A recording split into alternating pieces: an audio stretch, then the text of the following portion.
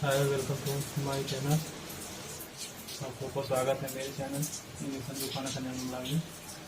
आज हम बना रहे हैं हरे बैगन और आलू टमाटर की सब्जी। देखिए कैसे बनाते हैं गाइस। चलिए डालेंगे कढ़ाई में डाल देंगे।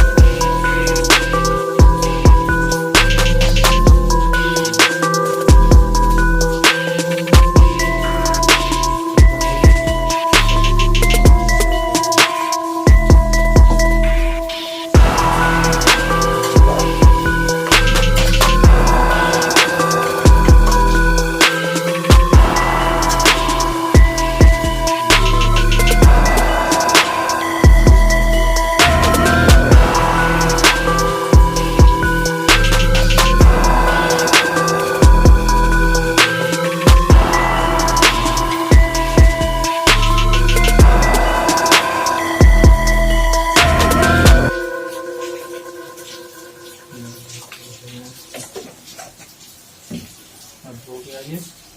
और इसमें आधा टमाटर उसमें डाला था, टमाटर बचा था है तो उसको आधा टमाटर इसमें काट देंगे, इसको तो टमाटर ऐड कर देंगे और 3-4 सीटी मिला देंगे गैस। इसके बाद अच्छे से सब्जी तैयार हो जाएगी। आप लोग को दिखाते हैं। Bye guys, thank you guys. आप लोग लास्ट तक वीडियो को जरूर देखिएगा।